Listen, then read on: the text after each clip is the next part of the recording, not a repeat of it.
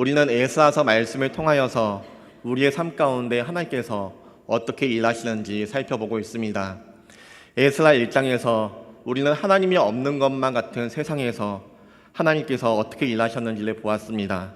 길고 긴 70년의 바벨론의 포로 생활, 하나님이 없는 것만 같은 그런 상황이었습니다. 그때 하나님께서 말씀을 주셔서 한 사람을 감동케 하셨는데 그 사람은 바로 고레스입니다. 고레스는 이방 사람, 페르시아 사람입니다. 그런데 하나님을 알지 못하는 고레스가 어떻게 하나님의 일에 사용될 수가 있었을까요? 이사야 말씀을 보니 하나님께서 고레스를 사용하셔서 이스라엘 백성을 돌려보낼 것이라 예언하고 있습니다. 다시 말해 70년간의 포로 생활을 통하여서 하나님이 없는 것만 같고 하나님이 일하시지 않으신 것 같고 하나님이 침묵하시는 것만 같은 그런 상황이었지만 하나님께서는 이미 이사야를 통하여서 고레스가 자유를 줄 것을 예언하셨고 예레미야를 통하여서 70년이라는 그 시간이 지나면 정확히 돌아올 것을 예언하셨습니다. 그 예언의 말씀의 성취로서 고레스의 마음을 감동시켰고 이스라엘 백성들을 하나님께서 예루살렘으로 돌려보내셨다는 것이 에스라 1장의 말씀입니다. 에스라서 2장의 말씀은 이스라엘 백성들이 예루살렘으로 돌아오게 하시는 하나님의 부르심에 응답하여서 실제로 이스라엘 가운데 돌아왔던 사람들의 이야기를 담고 있습니다. 에스라서 3장에서는 예루살렘에 돌아왔던 이스라엘 백성들이 하나님 앞에 감격의 예배를 드렸던 모습들이 기록되어 있습니다. 에스라 4장의 말씀을 보면 이스라엘 백성들 가운데 고난이 찾아옵니다. 그들이 성전을 지으려고 하자 사마리아 사람들이 성전을 짓지 못하도록 방해를 하는 것입니다. 이런 사마리아 사람들의 방해로 말미암아 성전 공사는 16년 동안 중단되었습니다. 그런데 에스라 5장의 말씀에서 하나님께서 학개와 스가랴 선지자를 통하여서 이스라엘 백성들 가운데 말씀을 주시고 이 말씀을 통하여서 이스라엘 백성들이 다시 일어나 힘을 내어 성전 공사를 시작합니다. 이것이 지난 시간까지의 말씀입니다. 이스라엘 백성들은 힘을 내어 성전을 짓기 시작합니다. 그런데 그들의 문제는 해결된 것이 아니라 여전히 그대로 있습니다. 그들의 상황은 여전히 해결되지 않고 있습니다. 그 결과 이스라엘 백성들이 성전을 짓기 시작하자 사마리아 사람들의 방해가 또다시 시작됩니다. 그리고 이 방해는 이전보다 더 업그레이드 되어 있습니다. 우리 에스라서 5장 3절 말씀 함께 읽겠습니다. 그때의 유브라데 강한 건너편 총독 다뜨네와 스달보스네와 그들의 동관들이 다 나아와 그들에게 이르되 누가 너희에게 명령하여 이 성전을 건축하고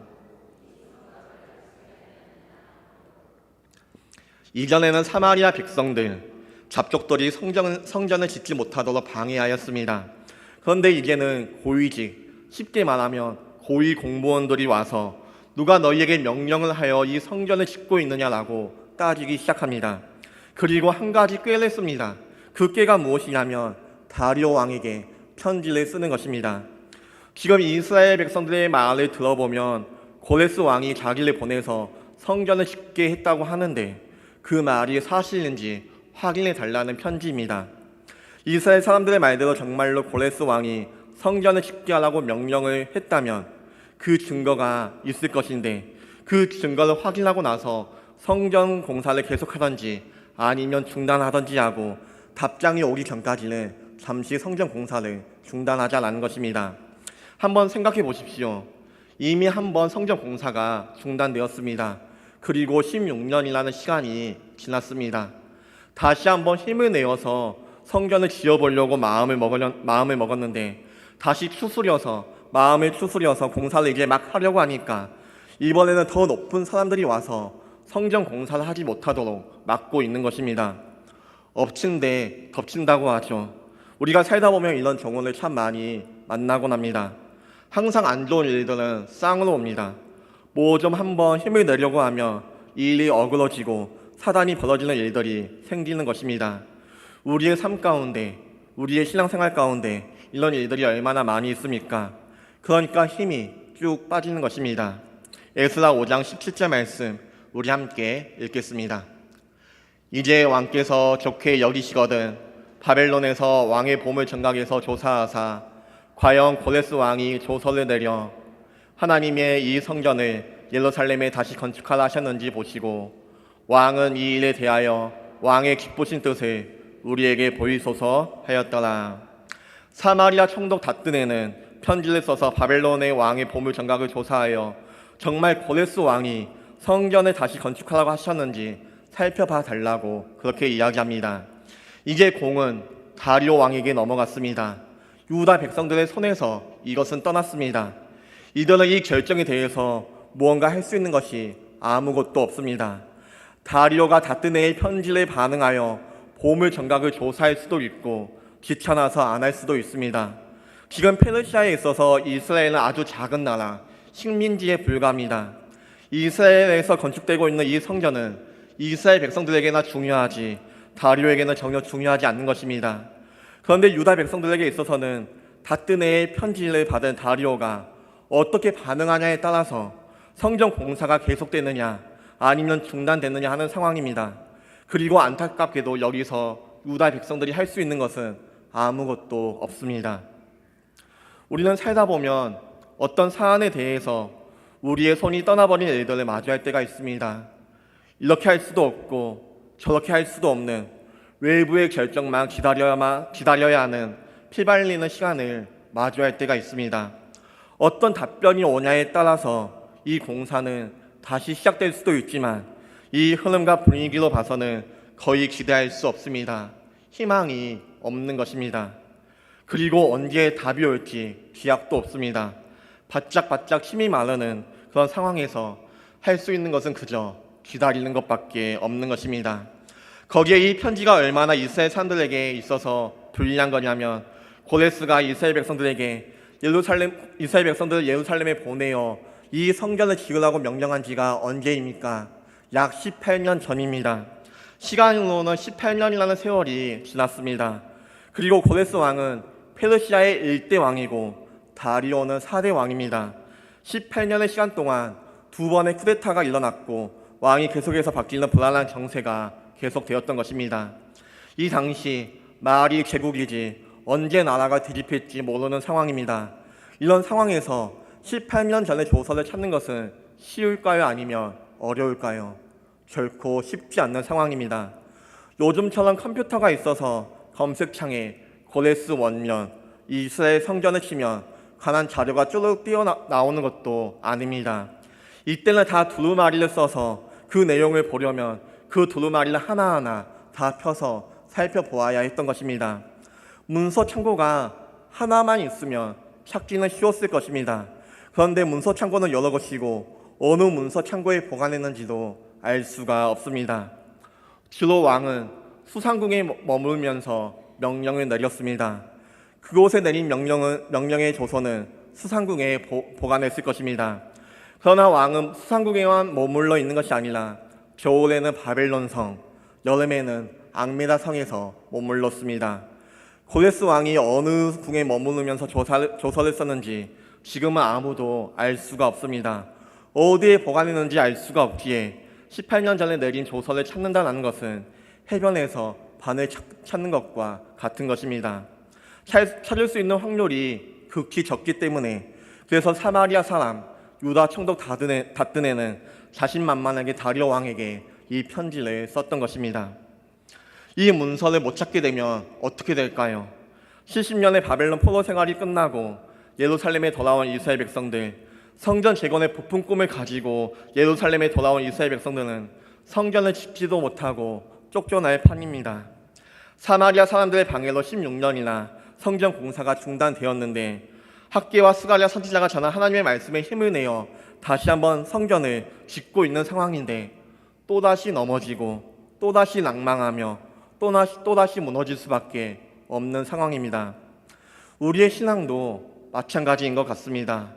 우리가 뜻을 세워 열심히 신앙생활을 해보려고 합니다.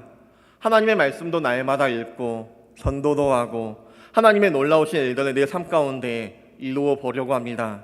무언가 내 힘으로 내 삶을 바꾸어 보려고 부단히 애를 씁니다.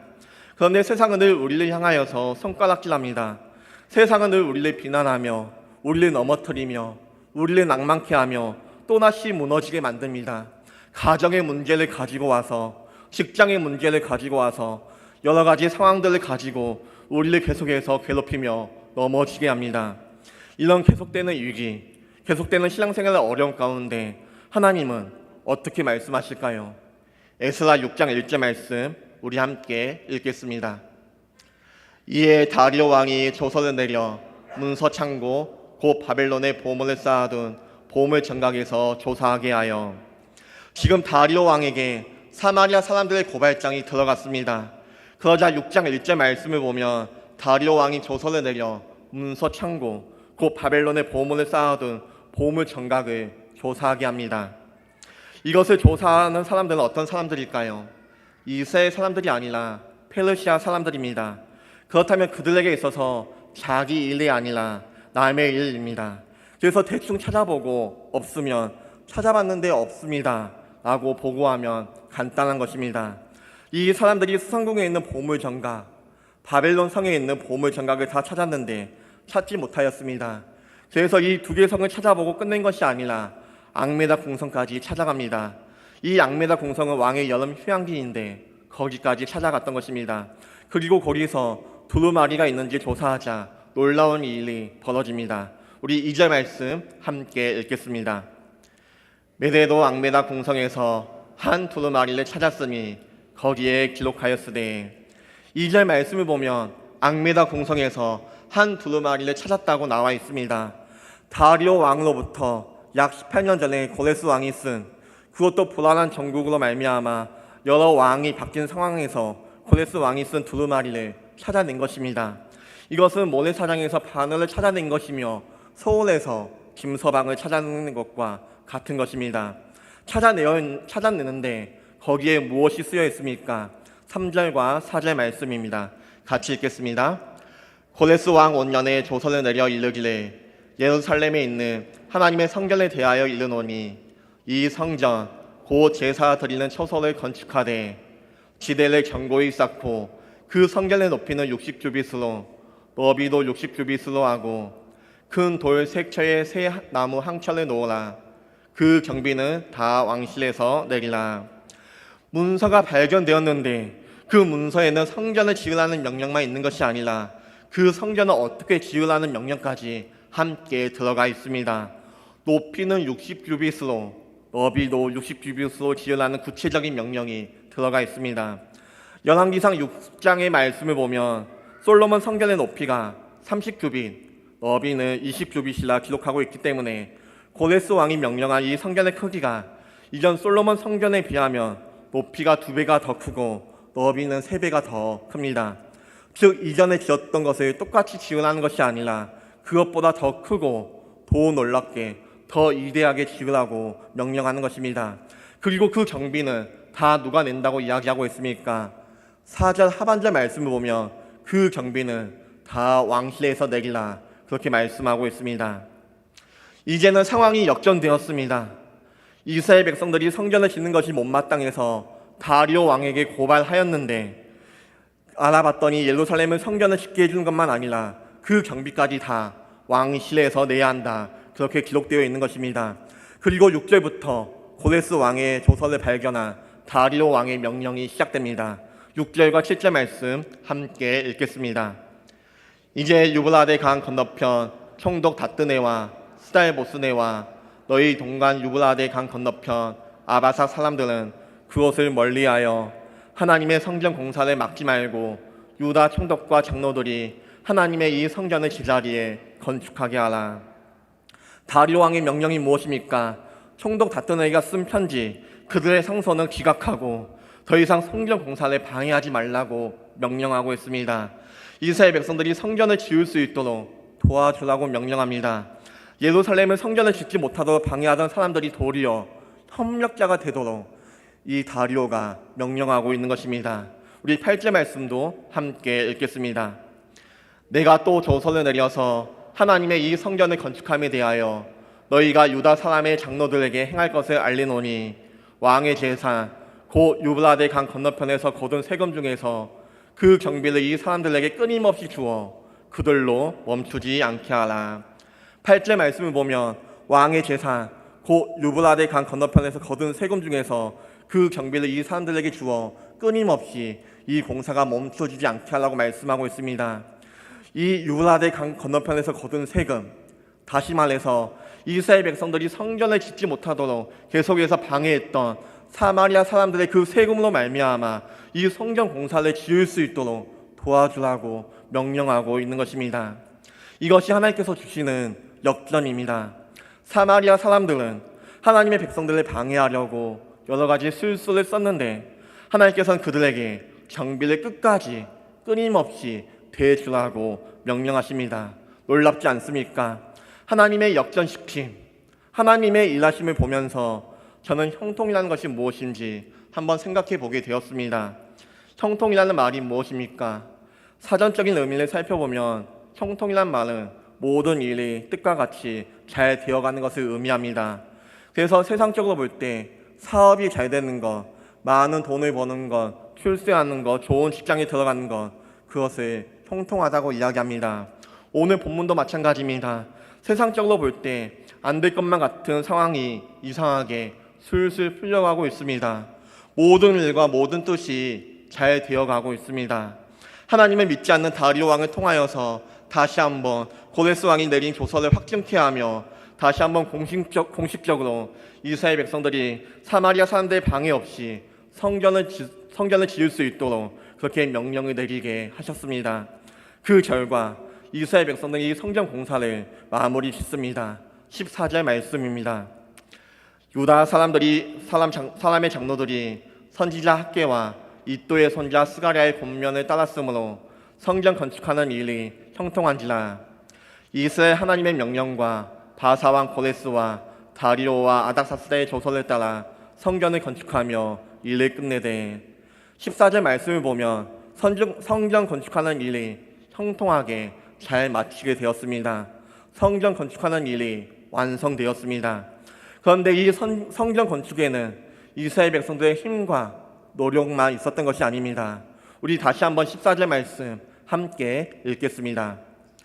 유다 사람의 장로들이 선지자 학개와 이또의 손자 스가랴의 권면을 따랐으므로 성전 건축하는 일이 형통한지라. 이스라엘 하나님의 명령과 바사왕 고레스와 다리오와 아닥사스다의 조서를 따라 성전을 건축하며 일을 끝내되 14절 말씀을 보면 성전을 건축하는 일이 형통하게 끝나는 데에 있어서 이스라엘 백성들이 따랐던 것이 두 가지가 있었다고 말씀하고 있습니다. 그것은 학개와 스가랴의 권면을 따랐고 하나님의 명령을 따랐습니다. 학개와 스가랴의 권면을 따랐다. 하나님의 명령을 따랐다는 말은 말씀에 순종했다라는 것입니다. 다리오 왕이 표면적으로 다 만들어 준 것 같지만 하나님께서 그들에게 학개와 스가랴를 보내어 말씀하셨고 하나님께서 명령하심으로 말미암아 그들이 이 일을 형통하게 마칠 수가 있었던 것입니다. 그런데 이런 내 일과 내 뜻이 우리의 삶 가운데 우리는 내 일과 내 일들이 내 뜻이 잘 풀리면 마치 내 힘으로 내가 잘나서 이것이 잘 풀린 것만 같다고 우리는 생각할 때가 있습니다. 모든 것이 내가 잘나서 이것들이 잘 해결된다고 우리가 착각할 때가 있습니다. 하지만 우리가 기억해야 하는 것이 있다면 내 삶을 형통케 하는 분이 있다면 그것은 내가 아니라 하나님이라는 것입니다. 내 삶을 주관하시고 내 삶을 간섭하시며 내 삶을 이끄시는 하나님의 일하심이 있었기 때문에 우리의 삶이 형통해질 수 있음을 우리는 기억할 수 있어야 합니다. 우리는 우리의 형통함 속에서 내가 뛰어나서 내가 잘나서 나의 인맥이 좋아서 잘 되고 있다고 착각해서는 안 됩니다. 우리의 형통함 속에는 하나님의 일하심이 있습니다. 우리의 형통함 속에는 하나님의 간섭하심이 있고 하나님의 도와주심이 있는 것을 우리는 기억할 수 있어야 합니다. 정말 그런지 한번 살펴보겠습니다. 우리 에스라서 6장 9절과 10절 말씀 함께 읽겠습니다. 또 그들이 필요로 하는 것 곧 하늘의 하나님께 드릴 번제의 수송아지와 수장과 어린 양과 또 밀과 소금과 포도주와 기름을 예루살렘 제사장의 요구대로 어김없이 날마다 주어 그들의 하늘의 하나님께 향기로운 제물을 드려 왕과 왕자들의 생명을 위하여 기도하게 하라. 에스라 6장에 나타난 다리오 왕의 명령을 보면 한 가지 의문이 드는 게 있습니다. 우리가 9절과 10절 말씀을 함께 읽었는데요. 이 말씀을 보면서 혹시 이상하게 여기는 것이 없습니까? 9절과 10절 말씀에는 지금 다리오 왕이 이스라엘 백성들이 하나님께 제사를 드리는데 필요한 것을 다 지원해 주라고 말씀하고 있습니다. 수송아지와 수장과 어린 양을 주어서 번제를 드리는데 부족함이 없게 하고, 밀과 소금을 주어서 소제를 드리기에 부족함이 없게 하고, 포도주와 기름을 주어서 부어드리는 전제를 드리기에 부족함이 없게 하라고 명령하고 있습니다. 그런데 이상하지 않습니까? 다리오 왕은 어떻게 이 성전 제사에 대해서 자세히 알고 있었을까요? 이스라엘 백성들이 드리는 제사 중에 번제와 소제와 전제가 있고, 번제에는 수송아지와 수장과 어린 양이 필요하고, 소제에는 밀과 소금이 필요하고, 전제에는 포도주와 기름이 필요하다는 것을 이 다리오 왕은 어떻게 알고 있었을까요? 다리오는 이스라엘의 왕도 아니고 이방 나라의 왕입니다.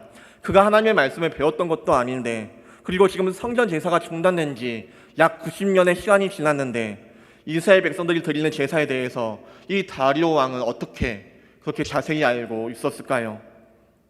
하나님이 고레스 왕의 마음에 감동을 줄 때 그 일을 도왔던 사람이 있었습니다.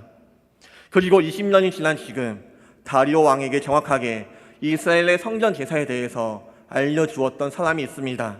이 사람은 누구일까요? 우리 다니엘서 6장 28절 말씀 함께 읽겠습니다.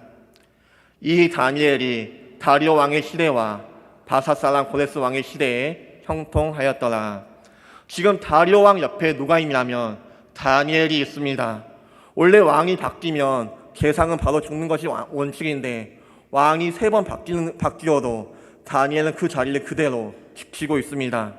하나님은 다니엘을 향한 하나님의 이유와 뜻이 있어서 이 왕 옆에 다니엘을 붙여주셨던 것입니다. 하나님이 하시기에 그가 형통한 자라고 성경은 기록하고 있습니다. 다니엘은 70년의 포로 생활을 마치고 고국으로 돌아와 예루살렘에 하나님의 성전을 짓는 그들의 소식을 들으며 늘 기도했을 것입니다. 그리고 왕이 바뀔 때마다 왕들에게 이스라엘의 하나님에 대해서 아주 자세하게 이야기했을 것입니다. 어쩌면 고레스 왕의 조서를 앙미다 궁에서 찾을 수 있도록 도와주었던 사람이 이 다니엘일 줄도 모릅니다. 하나님께서는 이 모든 일을 할 수 있도록 다니엘을 예비해 두셨습니다. 하나님의 스케일은 인간의 머리로는 이해할 수 없습니다. 우리의 생각으로는 결코 그것을 다 헤아릴 수 없습니다. 우리의 연약함으로 어려움을 직면하거나 우리에게 고난을 허락하셨다 하더라도 하나님께서 우리에게 피할 길을 예비하시며 준비해 놓으시는 분이심을 믿으시길 바랍니다. 때론 여러분들을 다니엘처럼 준비시켜 놓으실 것입니다. 여러분, 다니엘의 인생이 어떠하였습니까? 늘 죽음의 문턱에 놓여진 인생이었습니다. 많은 사람이 다니엘을 죽이려고 하였습니다. 그런데 그는 자신과 함께 하신 하나님이 그 상황들보다 크기에 담대할 수밖에 없었습니다. 또한 저와 여러분의 삶이 꽉 막혀있는 답답한 상황을 경험할 수도 있습니다. 하나님이 응답하셨고 말씀하셔서 성전 재건과 같은 일을 열심히 감당하였는데, 내가 하나님의 일을 열심히 감당하고 하나님의 일을 하겠노라고 다짐하고 결단하며 그렇게 살아가고 있는데, 그건 우리의 삶 속에서도 어려움이 찾아오고 낭망이 찾아올 수가 있습니다. 그럼에도 불구하고 누가 우리를 헌담할 수도 있고 방해할 수도 있고 힘들게 할 수도 있는 것입니다. 그런데 그 고통과 인내의 시간이 생각보다 길더라도 우리가 낙심하지 말아야 할 것은 하나님께서는 그 순간에도 일하고 있음을 우리는 기억할 수 있어야 합니다. 하나님은 잠들어 계시지도 아니하시고 잠잠히 하나님의 때를 기다리고 계심을 믿으시길 바랍니다. 그리고 결국 다리오 왕 곁에 있는 다니엘을 통하여서 하나님께서 역사하셨던 것처럼 여러분 곁에 심어놓은 하나님의 사람을 통하여서 하나님께서는 일하시고 역사하실 것입니다. 우리 마지막으로 에스라 6장 22절 말씀 함께 읽겠습니다. 즐거움으로 이래 동안 무교절을 지켰으니 이는 여호와께서 그들을 즐겁게 하시고 또 아스로 왕의 마음을 그들에게로 돌려 이스라엘의 하나님이신 하나님의 성전 건축하는 손을 힘있게 하도록 하셨음이었더라. 이스라엘 백성들이 성전 건축을 완성할 수 있었던 이유, 이스라엘 백성들이 형통할 수 있었던 그 이유가 무엇입니까? 하나님의 일하심에 있습니다. 22절 말씀을 보면 하나님께서 하나님의 사람들에게 즐거움을 허락해 주셨습니다. 하나님께서 아수르의 왕 다리오의 마음을 그들에게로 돌려주셨습니다.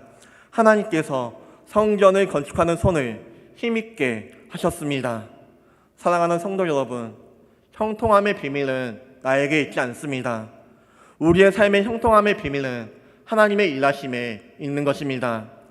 하나님께서 하나님의 성전을 건축하는 손을 힘있게 하셨기 때문에 성전 건축이 가능해진 것입니다.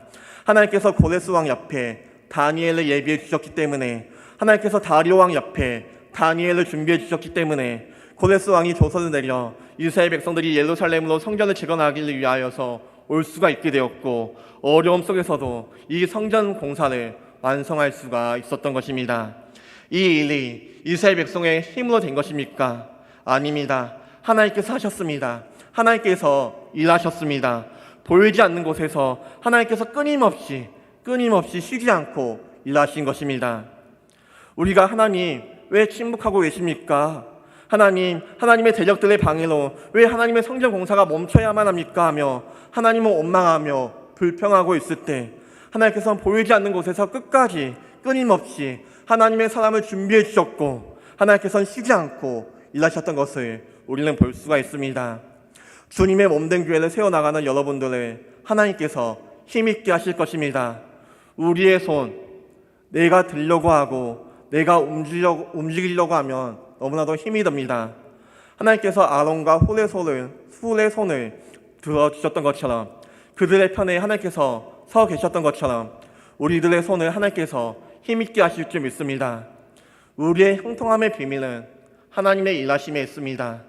우리의 형통함의 비밀은 나의 어떠함에 있는 것이 아니라 오늘도 나의 삶 가운데 역사하시며 나의 삶을 붙드시는 하나님의 손에 있음을 믿으시길 바랍니다. 지금 잠깐 고난의 길을 걸어가고 있습니까? 오늘도 내 삶 저편에서 대역전극을 준비하고 계시는 하나님을 신뢰하시길 바랍니다. 지금 모든 일이 잘 되고 기쁨 가운데 있으십니까? 이 모든 일을 인도하시며 이루게 하신 하나님께 감사하시길 바랍니다. 형통함의 비밀은 나에게 있는 것이 아니라, 나의 어떠함에 있는 것이 아니라 나의 삶 가운데 일하시는 하나님의 은혜 가운데 있음을 고백하며 오늘도 이 한 주도 승리하며 살아갈 수 있는 우리 모두가 되시길 소망합니다. 우리 함께 주가 일하시네 함께 찬양하겠습니다.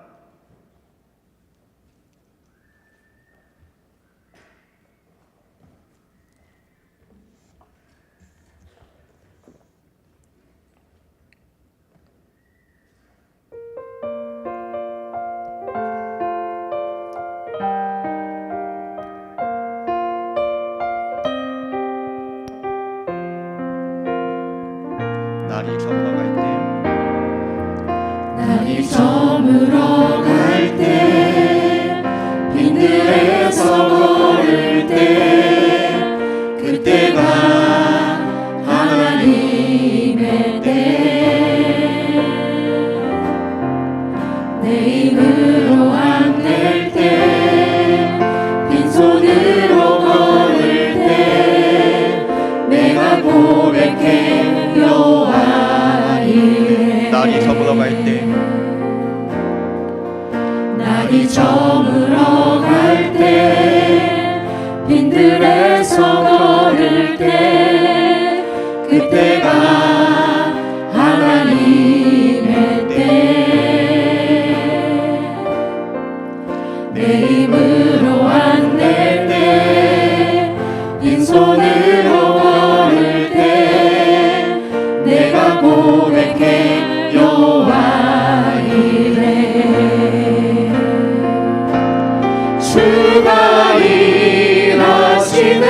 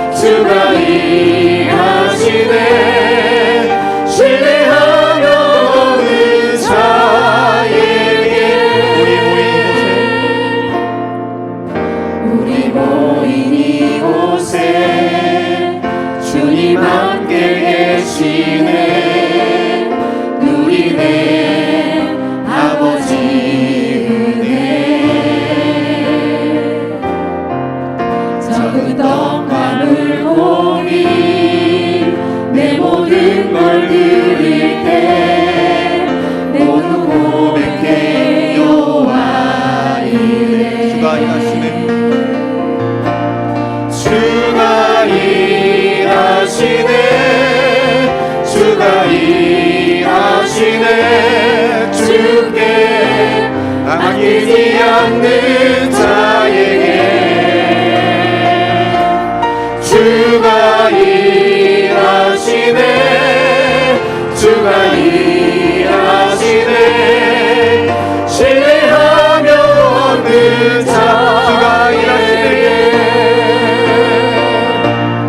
주가 일하시네. 주가 일하시네.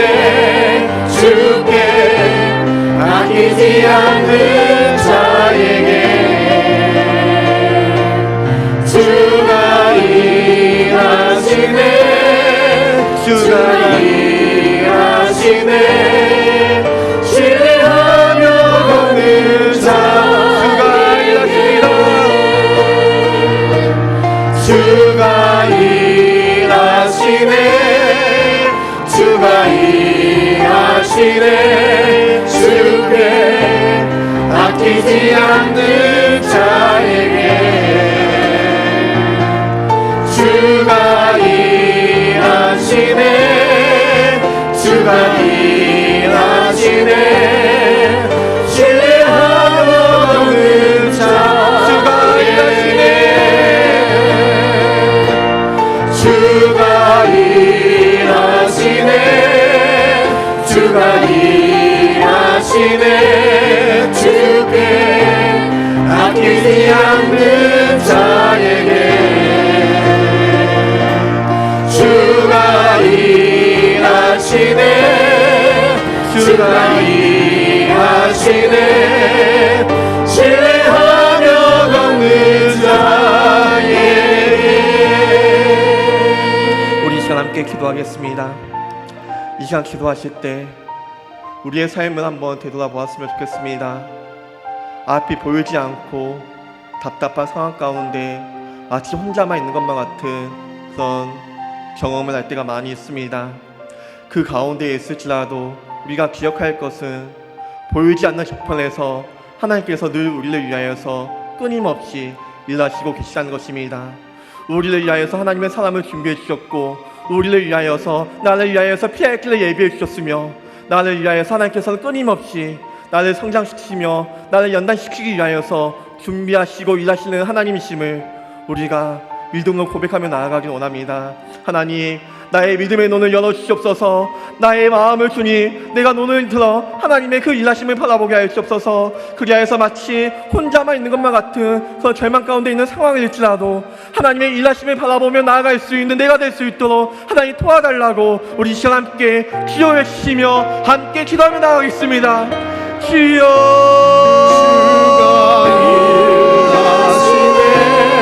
아버지여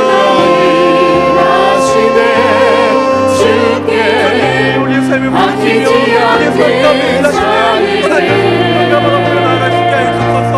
주가 일하시네. 주가 일하시네. 신뢰하며 걷는 자에게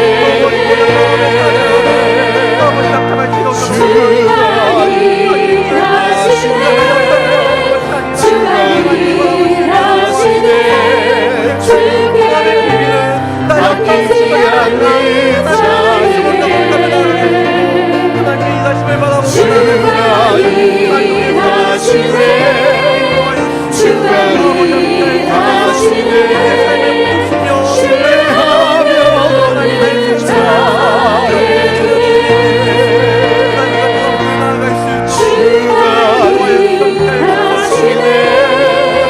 주가 일하시네. 주께 아끼지 않는 자에게 주가 일하시네. 주가 일하시네. 신뢰하며 걷는 자에게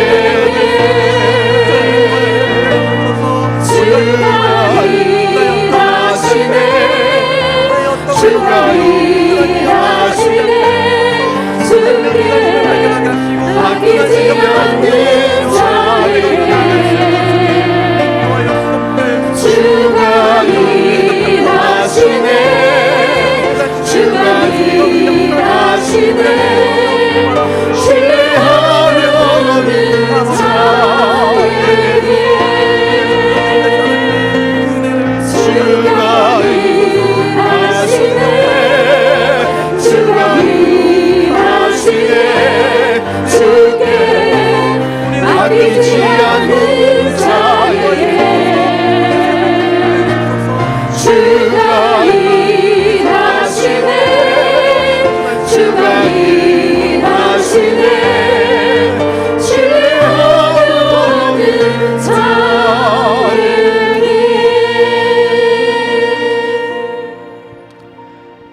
사랑과 은혜 많으신 하나님 아버지, 우리를 사랑하시어 우리의 삶 가운데 언제나 함께하여 주시니 하나님 감사합니다.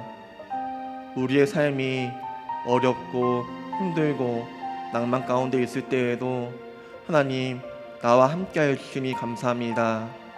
우리의 삶이 기쁘고 즐겁고 감사한 일들이 가득할 때에도 늘 우리의 삶을 하나님께서 인도하여 주시니 하나님 감사합니다. 하나님, 우리의 삶의 형통함이 나에게 있었던 것이 아니라 하나님께서 늘 나의 삶 가운데, 우리의 삶 가운데 일하여 주셨고, 늘 우리의 삶 가운데 하나님께서 함께하여 주셨으며, 늘 우리의 삶을 하나님께서 붙들어 주셨기 때문에 하나님께 우리가 형통하였음을 우리가 늘 기억하게 하시고, 그 하나님의 일하심을 우리의 삶 가운데 늘 고백하며 감사하며 찬양하며 살아갈 수 있는 우리의 삶이 될 수 있도록 주님 함께하여 주시옵소서. 이제는 우리 주 예수 그리스도의 은혜와 하나님의 크신 사랑과 성령님의 감화 감동 교통 역사하심이 형통함의 비밀이 하나님의 일하심 가운데 있음을 고백하며 다짐하며 나아가는 사랑하는 성도님들 머리 위에, 참당 제자식교회 머리 위에 영원토록 함께 있을지어다. 아멘.